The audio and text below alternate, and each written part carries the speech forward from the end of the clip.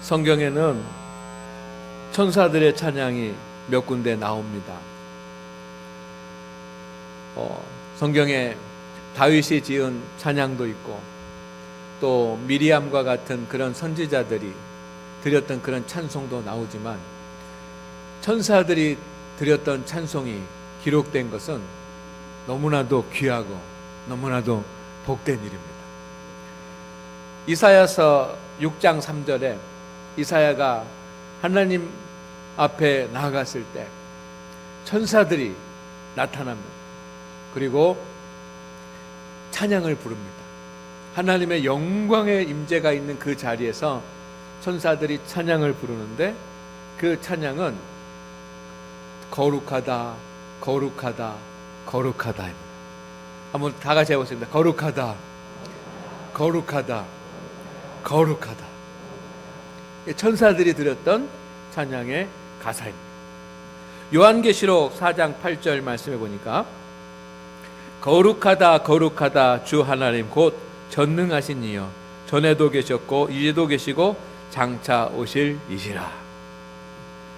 천사들이 하나님 앞에서 찬송을 부르는데 거룩하다 거룩하다 주 하나님 곧 전능하신 이여 전에도 계셨고 이제도 계시고 장차 오실 이시라 하면서 찬송을 부릅니다. 또 세 번째 천사들이 부른 찬송이 나오는데 오늘 본문입니다. 주요 가사는 하나님께 영광이요 사람들 중에 평화로다.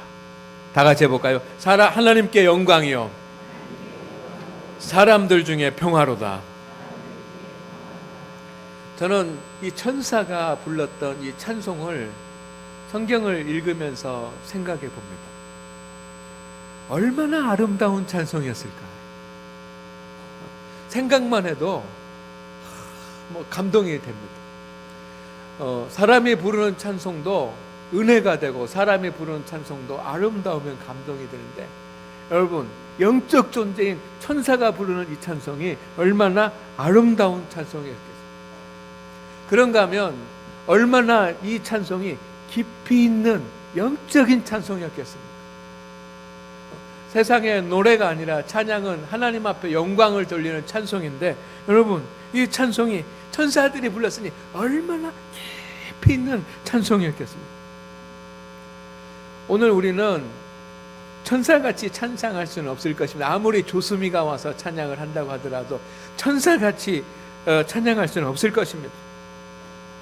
그러나 성도 여러분, 우리 모두 아름다운 찬양을 드리려고 노력합시다. 아름다운 찬양, 그리고 믿음의 깊이가 있는 그런 찬양을 하나님 앞에 드릴 수 있기를 주의 이름으로 축원을 드립니다. 오늘은 아기 예수님을 처음 경배한 목자들의 이야기 세 번째 시간입니다. 천사들의 새벽 찬송이라고 하는 제목으로 말씀을 드리려고 합니다. 성도 여러분, 찬송은 은혜가 되고 찬송은 정말 좋은 것입니다. 제가 어떨 때 하나님 앞에 이렇게 기도하지만 여러분 어느 순간에 기도가 강력해질 때가 있습니다. 내 입술로 기도하는 것이지만 내가 기도하는 것이 아니라 누군가가 나를 붙잡아가지고 기도하게 하는 것 같은 그런 느낌을 받을 때가 있습니다. 성령님께서 함께하셔서 성령님께서 붙잡으셔가지고 강력한 기도가 될 때가 있습니다. 여러분도 그렇지 않으십니까? 그런데 그때는 하나님의 응답이 있습니다. 그런 강력한 기도가 나올 때는 하나님의 응답이 반드시 있습니다. 그런가 하면 어떤 때는 아주 강력한 찬송이, 은혜의 찬송이 나올 때가 있습니다. 그전에는 그냥 찬송해도 찬송하는갑다 그렇게 했는데 여러분 그냥 기뻐가지고 혼자 그냥 거실에 서서 손을 들고 하나님을 찬양하면 참 아름다워라 주님의 세계는 하면서 막 찬송이 나올 때가 있습니다. 여러분 그렇지 않습니까? 그럴 때는 반드시 하나님의 응답이 있는 것을 믿으시기를 바랍니다. 특별히 찬송을 많이 하시고 찬송을 기쁨으로 하십시오. 예수님의 성탄 소식을 목자들에게 전한 천사들은 찬송을 합니다. 이 위대한 소식을, 기쁜 소식을 목자들에게 전해놓고 하나님을 찬송하는데 이것이 첫 성탄절의 첫 새벽의 첫 찬송입니다. 그렇지 않습니까? 하나님께 영광이요, 표준 세번역으로 하면 사람들에게 평화로다. 성도 여러분, 성탄이 무엇입니까? 오늘 여러분 좀 깊이 있는 말씀을 나누기를 원합니다. 성탄이 무엇입니까? 성탄은 보이지 않는 하나님이 자신을 드러내신 사건입니다. 우리는 하나님을 볼 수 없습니다. 하나님은 영원토록 보이지 않는 영적인 존재이십니다. 그런데 그 하나님께서 하나님의 아들을 통해서 우리에게 눈으로 볼 수 있도록 2000년 전에 그 살았던 그런 사람들에게 자신을 보일 수 있도록 나타내신 사건이 성탄입니다.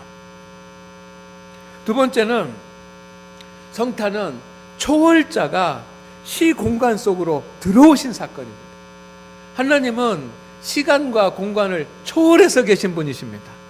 영적 존재이고 신이시기 때문에 우리는 이것을 초월자라고 부릅니다. 모든 시간과 모든 공간을 다 초월해서 언제든지 계시고 어느 곳에서 계시신 그런 초월적인 존재이십니다.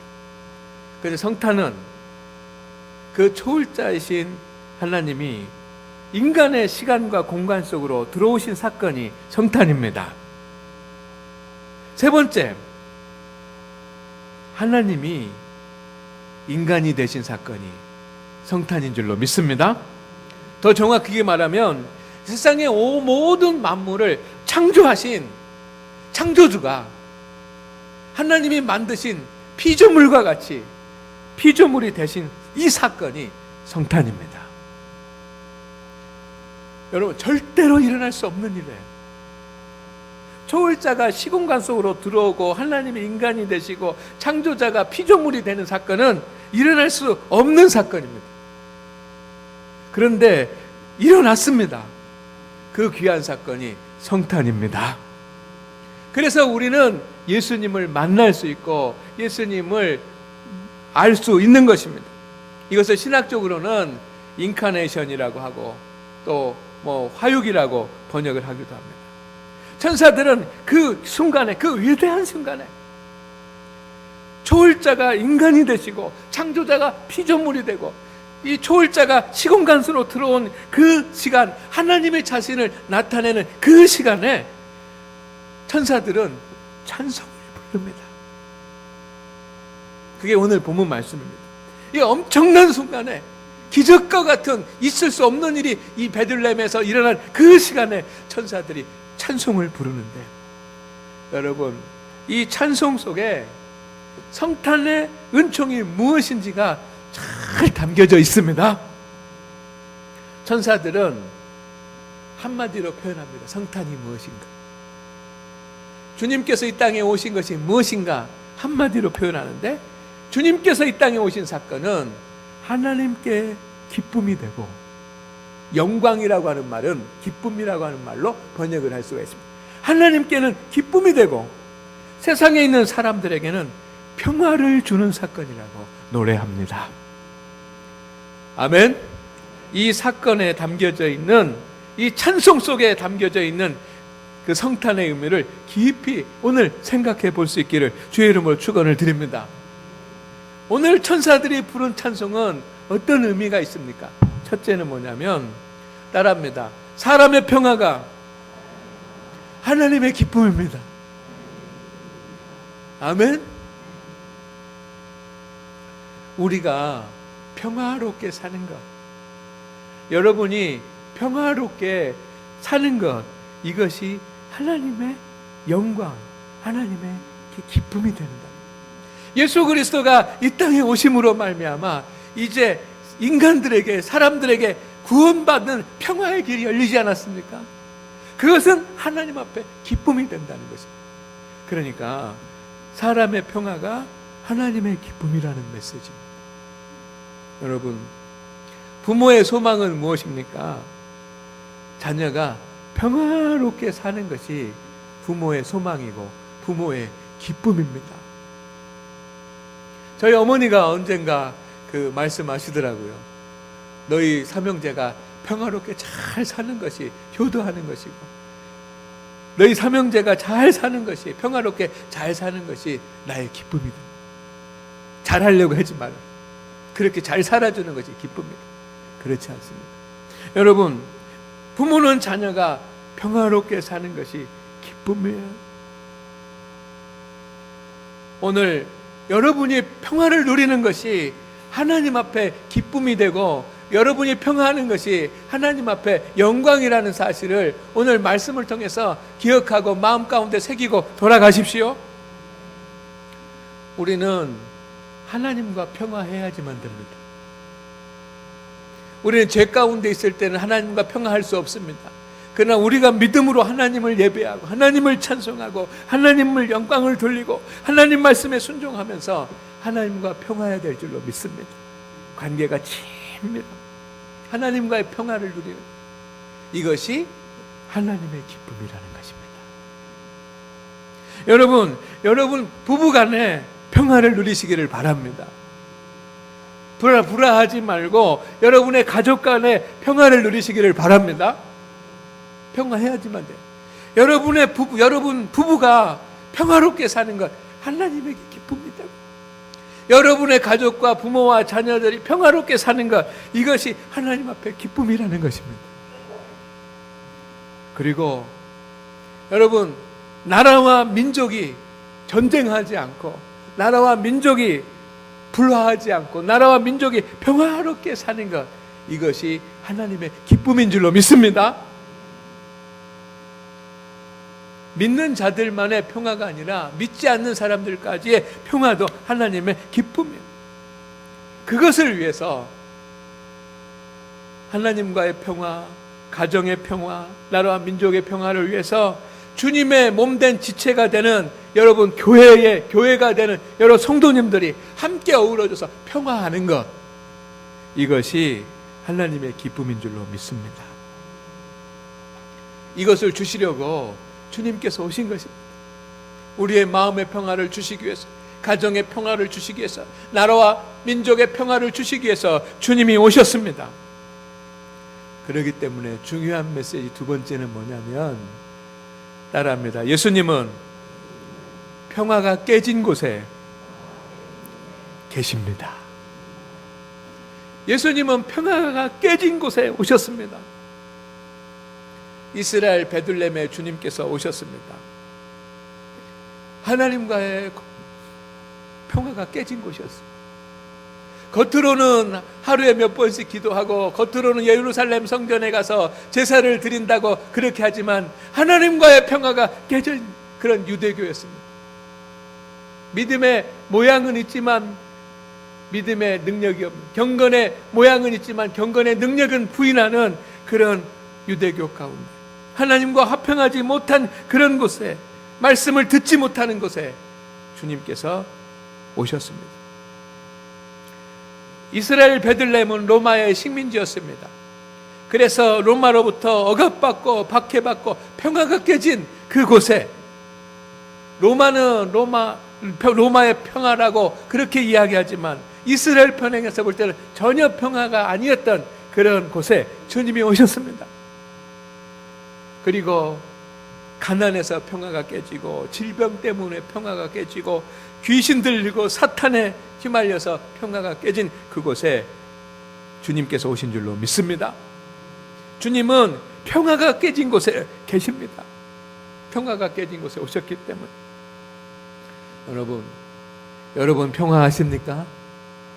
여러분, 우리가 샬롬하고 인사하는데 여러분 샬롬 하십니까?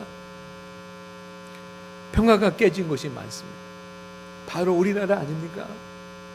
남과 북이 대치돼 가지고 휴전선으로 갈라놓고 총과 총으로, 칼과 칼로 그렇게 맞서 가지고 언제 전쟁이 일어날지 모르는 그런 위기 가운데 있는 이 나라가 평화가 깨진 나라 아닙니까? 세계에서 유일하게. 그런가 하면 여러분, 내전 중에 있는 나라들이 있습니다. 나라의 백성들끼리, 민족들끼리 전쟁이 일어나가지고 서로 같은 민족끼리 서로 분쟁하면서 싸우는 내전 중에 있는 백성들이 있습니다. 아무 죄 없이 피를 흘리고 아무 죄 없이 죽어가는 수많은 사람들이 있습니다. 이 땅에는 평화로운 그런 나라보다 평화롭지 못한 그런 사람들이 훨씬 더 많은 것 같습니다. 여러분, 우리나라에도 얼마 전에 제주도에 예멘 난민들이 들어왔는데, 여러분, 세계적으로 많은 난민들이 있습니다. 그 난민들은 가족도 잃고 땅도 잃고 집도 잃고 고향도 잃고 나라도 잃고 민족도 잃은 그런 사람들입니다. 그들에게는 평화가 깨지지 않았습니다. 주님은 분명히 그곳에 오시는 줄로 믿습니다. 그러나 평화가 깨진 곳이 멀리 있는 것만은 아닙니다. 여러분도 뉴스를 보시면서 마음 아파하셨겠지만, 여러분, 강릉 펜션 사건으로 여러분 나라가 슬픔 가운데 있습니다. 자녀를 잃은 부모, 깨어나기를 바라는 그런 학생들의 부모, 여러분, 평화가 깨지죠. 가정의 평화가 깨지죠. 마음의 평화. 군에 간 아들을 면회를 다녀오다가 일가족 4명이 교통사고로 죽는 그런 사건이 발생했지 않습니까? 그 가정, 또 여자친구의 가정, 또 운전한 아버지, 다 평화기. 주님은 분명히 그곳에, 그 곁에 계신 줄로 믿습니다. 그러나 여러분, 평화가 깨진 곳은 그보다 더 가까이 우리에게 있습니다. 오늘 하나님을 예배하는 여러분이 평화롭지 않은 그런 부분이 있지 않습니까? 여러 가지 이유들 때문에 마음과, 그리고 여러분의 가정과 여러분의 직장과 일터에 평화가 깨진 그런 일들이 일어나지 않습니까? 주님은 평화가 깨진 곳에 오시는 줄로 믿습니다. 그리고 평화가 깨진 곳에 계십니다. 슬프고 어렵고 곤란스럽고 낭망되고 절망되는, 그래서 평화가 깨진 그곳에 주님은 여러분을 바라보고 계신 것을 믿으시기를 주의 이름으로 축원을 드립니다. 아멘입니까? 그러면 여러분, 평화는 무엇입니까? 우리가 평화를 원하는데 내 평화는 무엇입니까? 그것은 따라합니다. 정의와 사랑이 만난 것이 평화입니다. 아멘. 저는 이것을 제 방식대로 표현해 보면 로고스와 아가페가 만난 곳에 평화가 온다, 이렇게 말씀드리고 싶습니다. 로고스는 뭡니까? 진리이고 예수님을 상징하는 것입니다. 아가페는 무엇입니까? 십자가의 사랑입니다. 평화는 무엇입니까? 하나님의 진리와 그리고 예수 그리스도의 사랑이 함께 있는 곳이, 함께 있는 것이 평화인 줄로 믿습니다. 요한복음 1장 14절에서 이렇게 말씀합니다. 말씀이 육신이 되어 우리 가운데 거하시니, 말씀이 우리 가운데 거하시는 것입니다. 진리가 우리 가운데 있는 것입니다. 요한복음 3장 16절에는 하나님이 세상을 이처럼 사랑하사 독생자를 주셨으니, 예수 그리스도를 주신 것은 하나님의 사랑 때문입니다. 여러분, 하나님은 말씀이시고 말씀이신 하나님이 이 땅에 오신 것은 사랑 때문입니다. 그리고 말씀이신 예수님이 사랑으로 이 땅에 오셨을 때 평화가 주어지는 것입니다. 성탄은 말씀이 사랑으로 우리에게 오신 것입니다. 이것이 하나님께 기쁨이고 하나님께 영광이라는 사실입니다. 여러분, 중요한 것을 말씀드리겠습니다. 제가 이 말씀을 드리려고 지금까지 말씀을 드렸습니다. 따라합니다. 말씀과 사랑이 있는 곳에 평화가 있습니다. 아멘. 예수님은 이미 이 땅에 저와 여러분을 위해서, 이 나라와 이 민족을 위해서, 여러분의 가정을 위해서 평화를 주시기 위해서 이 땅에 오셨습니다. 그런데 그 주님이 주시는 평화는 말씀과 사랑이 있는 곳에 평화가 주어진다는 것입니다. 여러분, 마음의 평화를 얻고 싶지 않습니까? 우리가 세상을 살아가면서 바쁘고 분주한 이런 시대를 살아가면서 사람들은 마음의 평화를 얻고 싶습니다. 그래서 쉼을 가져야 된다고 하기도 하고 또 여행을 하기도 하고 그리고 요즘 사람들은 명상을 하기도 합니다. 그러나 마음의 평화는 명상만으로 오지 않습니다. 여러분, 진정으로 한 마음의 평화를 얻고자 하면 내가 마음의 명상을 한다고 평화가 오는 것이 아닙니다. 진정한 평화는 하나님의 말씀을 깨닫고 하나님의 사랑을 느낄 때 평화가 오는 것입니다. 우리의 심령에 말씀으로 오신 예수님 그 말씀과 사랑으로 오신 그 하나님의 사랑이 우리 안에 넘쳐날 때 그때 우리는 평화로워질 수 있습니다. 여러분, 우리는 모두는 가족의 평화를 원합니다. 그러나 가족의 평화는 풍요로 오지 않습니다. 우리의 가족이 월급이 많아지고 사업이 잘 되면 물질이 많아지면 평화가 올 것이라고 그렇게 생각을 하고 사람들은 열심히 돈을 벌고 물질을 위해서 일합니다. 그러나 여러분, 가정의 평화는 풍요로 오지 않습니다. 여러분, 가정의 평화를 원하십니까? 가정의 평화는 하나님의 말씀과 사랑이 함께 있어야 가정의 평화가 오는 것입니다. 가족이 함께 하나님의 말씀을 나누고 그리고 서로 십자가의 사랑을 가지고 서로 십자가의 사랑을 나눌 때 평화가 오는 것입니다. 여러분, 가족이 하나님의 말씀을 나누지 않고 십자가의 사랑이 없어도 평화가 올 수 있습니다. 그것은 일시적인 평화입니다. 잠시의 평화입니다. 잠시의 평화는 인간적인 노력으로 올 수 있지만 가정의 평화가 지속되는 가정의 평화가 이루기 위해서는 가족이 하나님의 말씀을 나누고 십자가의 사랑으로 헌신할 때 평화가 오는 것을 믿으십시오. 믿기만 하지 마시고 그렇게 하십시오. 여러분, 우리는 이 땅에 평화를 원합니다. 모두가 다 요즘은 평화를 이야기하고 있습니다. 그러나 평화는 정치로 오는 것이 아닙니다. 여러분, 지금까지 수많은 인류의 역사 가운데 정치로 이루어졌습니다. 그냥 이 정치, 세상의 정치가 평화를 가져다 주었습니까? 여러분, 세상의 평화는 강국이 된다고 평화가 오는 것 아닙니다. 경제적으로 부강한 국가가 되고 3만 불 국민소득의 시대가 되고 5만 불 국민소득의 시대가 된다고 해서 평화가 오지 않습니다. 그러면 벌써 선진국들은 다 평화로워졌어야 됩니다.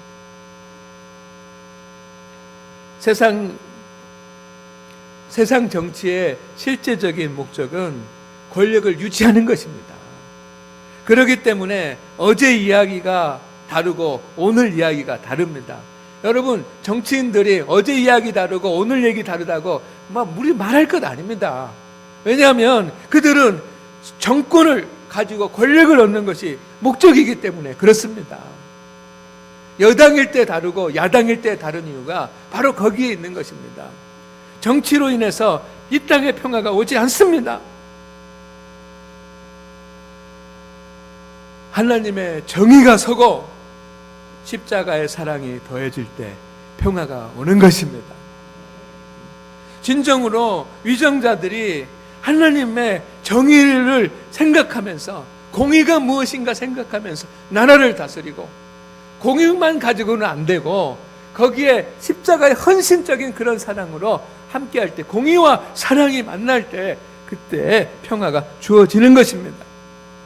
그래서 이 땅의 지도자들이 성경 진리에서 성경의 진리의 기초에서 정책을 펴고 성경의 진리에 의해서 일을 할 수 있는 그런 많은 그리스도인 지도자들, 위대한 지도자들이 나와야 될 줄로 믿습니다. 여러분, 마음의 평화도 하나님의 말씀과 사랑으로 채워질 때 옵니다. 가정의 평화도 하나님의 말씀과 사랑으로 채워질 때 옵니다. 이 나라와 이 민족의 평화도 하나님의 정의와 하나님의 사랑으로 채워질 때 이 땅에도 평화가 올 줄로 믿습니다. 이것을 예수님이 하시기 위해서 오신 것입니다. 그래서 천사들이 찬양합니다.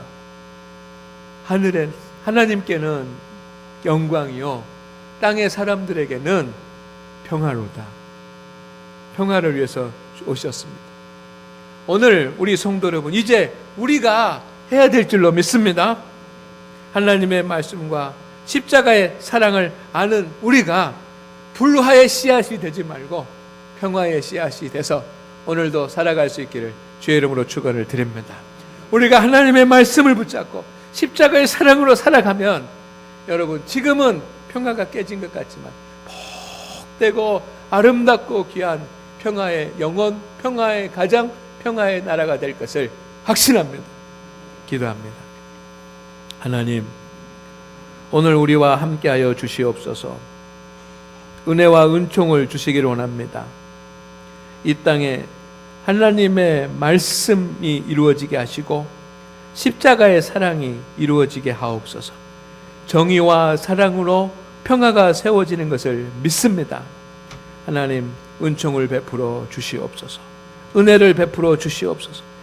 하늘에는 영광이요 땅에서는 사람들 중에 평화로다라고 천사들의 이 찬양이 우리에게 주시는 하나님의 메시지인 줄로 믿습니다.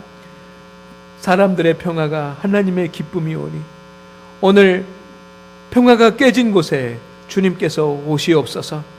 휴전선 가운데, 난민들 가운데, 내전 중인 백성들 가운데, 슬픔 있는 그런 백성들 가운데, 그리고 우리 성도들의 가정과 일터와 산업 자리에, 그리고 이 나라와 이 민족 위에 주님 평화로 오시옵소서. 평화를 주시옵소서. 우리 믿음의 사람들이 하나님의 진리와 십자가의 사랑으로 평화를 이루면서 살아가는 성도들 또한 되게 하여 주옵소서. 이 성탄을 준비하고 성탄절을 맞이하는 모든 성도들이 그리스도의 평화를 맛보게 하여 주옵소서. 예수님의 이름으로 기도드립니다. 아멘.